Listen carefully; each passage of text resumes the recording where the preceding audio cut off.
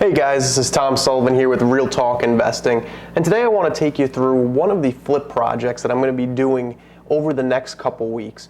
That I was able to find a deal within my price range and be able to do some calculations to therefore ensure that this property would turn me a profit. So what I want to do is show you actually an Excel file that I have going through the different steps that I've checked on this property just to make sure I was getting a good deal. So as you can see on the computer screen here, first thing that I have is what the asking price was. Now, the asking price was actually higher than the $24,000 I have there. At this point, I was already able to negotiate the price down. But what I put here originally was $30,000. Now, this property was a property that was fairly run down, but houses in that area were going for at least $100,000, if not more in most cases. So I started off with $30,000 in that category, and taking comps in a worst case scenario, my property would be able to sell for $90,000. So right off the bat, they're asking for $24,000 after negotiation, and I think I can get $90,000 at minimum for this property. So the first thing that to do from that point is, once you have that base point on what you think you'll be able to get from comparable properties, is then taking the after repair value and taking some percentage of it so you have your target spend. So in this situation, I took 80% of that after repair value. So taking $90,000, taking 80% of that gives me $67,000 to be able to work on this property, including the purchase price. So what I had after taking out the purchase price of that property is I had about $43,000 to work with. So what I did at that point was met with one of my contractors who does a lot of great work for me, and spoke with him to see what does he think different areas would cost. Now, I caution all of you, if this is something you're looking at doing, make sure you have a very good contractor, somebody that you can trust to not only do the work, but also give you a good estimate. So going through some of the different things that this project needed, windows was the big one of the big expenses. Every window throughout the house was an older window, so there's 13 windows I wanted ripped out and replaced. And we estimated that to be about $5,000 for us. So that includes the windows cost and how much it would cost for the contractor to be able to put them in and install them.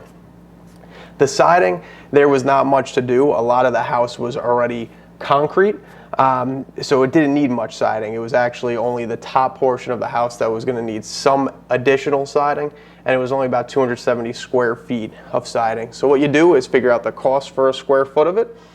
Could sometimes get some discounts if you know the right people, so make sure that you open up connections and then use that to be able to find the price for that, and it was approximately $1,000 for me. Another one that I had in there was that this is an oil property, so it did have an oil tank. Everything was fed off of oil or electric. This was not a necessity to replace it, but I wanted to go for a worst case scenario once again. Then this allows me to make sure that I stay under the total budget. So with this property, it does not look like I'll have to replace it, but being able to get that container, 275 gallon container, I can get one for about $1,000. Looking at the garage roof, now the roof of the actual home itself was in great shape. The roof on top of the garage, not so much. So what we're going to do is put down some metal roofing, and we were able to get a great deal on this by knowing some of the distributors in the area, and they were able to pretty much give it to me at value. So it only cost about $1,000 for that. Landscaping and draining was a big thing for us, so making sure that the water was staying away from the property outside was a big thing, because the house has been empty for a while, and one of the problems we were seeing is there was water going around the property, getting into the basement, and the big thing we had to do there was make sure we had the proper draining to then be able to avoid that from happening. Sheetrock, I took a worst case scenario to find out the cost if you had to replace everything in the house. So we went it's a small house. It's about 1,300 square feet, and we were going to have that entire house gutted with the exception of most of the ceilings, just so we can make sure we put some good insulation between the walls and that we have a fresh start to all of the walls as well. The kitchen itself, now this is usually where you want to spend a majority of your money, is the kitchen and the bathroom. So the kitchen itself here, we put it at about $5,000. Looking at cabinets that were about $2.5 thousand. Counter on the higher expense side, I put $1,000 in. Now, if you go to a Home Depot or a Lowe's, you can get those much cheaper. You can get a 10-foot section for about $200. So it's finding out what type of clientele, who you're trying to sell the house to, or who you're trying to rent it to. And then that should then dictate how much you're going to be spending on these. So you can go from having those laminate style countertops all the way to a granite if you chose. So making sure you know who you're trying to get this property of interest out there for. Appliances we put at $1.5K. Big thing here is making sure you know when sales are coming up. So with a lot of the Lowe's, the Home Depots, or even other appliance stores, they'll have big sales where you can buy larger packages for a discounted price. And for instance, I was able to get a good deal where I was able to get 30-40% off of these appliances, which has allowed me to only spend about $1.5 thousand.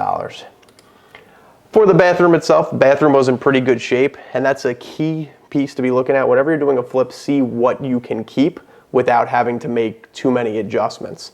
So in this case, the bathroom, all it needed really was cleaning. The vanity looked good. I was putting in a cost for a vanity. However, that vanity is going to stay.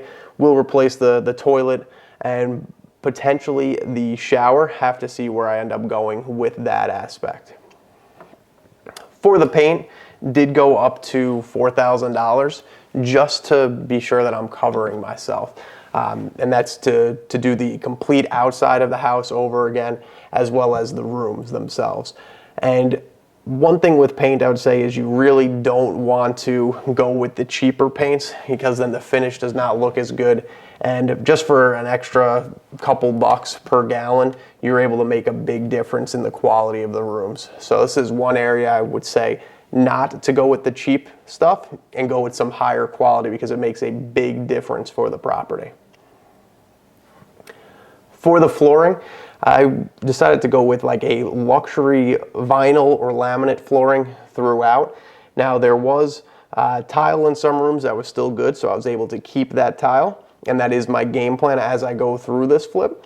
And then for the flooring, the other rooms did have hardwood floor, but that flooring was really beat up, and to bring that back to life would have cost so much more, as opposed to using one of these luxury style floorings that end up looking really nice and are much cheaper than the amount of work, labor costs, and just the finishing costs for materials to get those floors up to spec. One cost that I did put in here that I'm still going back and forth on whether or not I'm going to go forward with it is the driveway. So the driveway here at this property is not completed. And with that, I'm projecting about $5,000, and in all honesty, it could be up to $8,000 to redo this driveway. But I put in $5,000 because I do have a couple contacts that I can work with that I think I can get a good deal on it. But this is something that, depending on where the property finishes at, and how I see how the inside looks, the outside looks, and if I really think that driveway will make a difference, will dictate whether or not I go ahead and purchase a new driveway to be paved. I also put in here agent fees. So you have the option to do, after you do the flip, to do a for sale by owner. The other option would be to get somebody to sell it for you as an agent. Now, I myself do have my real estate license, so I will be able to sell this property on my own behalf. However, there still will be the fees of whoever the buyer's agent side is. So I did put in a number here. This number is larger than what the expected costs are. But once again, I like to play it a little bit on the higher side, so that way I know I have all bases covered. So totaling up all of those costs there just comes out just shy of $40,000. So taking $40,000 with my offer of $24,000, which was accepted, puts me at $64,000 for this project. So as you remember at the beginning of this, the 80% after repair value, which is the maximum I wanted to spend, was $67,500. So I did come under budget about $3,500 after doing this calculation, which made this a property I wanted to buy. And the reason for that is if I sell it for that comparable of $90,000, then my profit looks about $26,000 between the purchase and fixing up to what I sell the property at. So with that number right there, it allows me to make a profit. And the other portion that I looked at was the lowest I wanted to sell it for, to be able to at least make it out of there without losing money, would be about $84,000. Just there, I would feel safe that I made some sort of profit.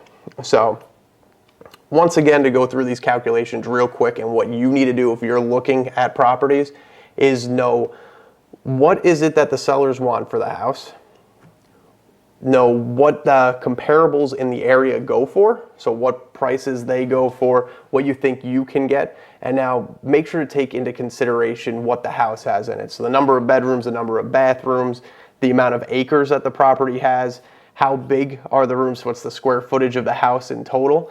Those are key to being sure that you have good comparables. You don't want to compare a 4-bedroom, 3,000 square foot house to a 3-bedroom, 2,000 square foot house and think you have a comparable properties, because they are not. And if you go into your calculations thinking that, you're setting yourself up for failure.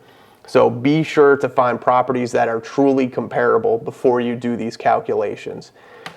Next, what you have to do is get inside the property, get to walk through the property, and if you're not comfortable with knowing the approximate costs of different items, get somebody that is. Find a contractor, find somebody who's very involved in not only the labor aspect of it, but also knowing the material costs and how long of a timetable that property is going to take care of. And thirdly, which is not shown right here on this sheet, is you have to be aware of extra costs that come into play. So that will include any taxes you got to pay, any utilities you got to pay, and just general holding costs. The longer you're holding on to that property, the more you're going to have to pay over time, and then the lower your profit margin gets. So be sure to keep a good eye on that. So I hope this is something that you all learned, some information on how you can go about getting one of these properties and how to know if you're truly getting a good deal. So be sure to look at these properties closely and be sure to always do calculations. You want to go into a deal knowing it's going to be successful and not just taking a chance. As always, if you have any questions, please be sure to reach out to me, and I look forward to seeing you next time.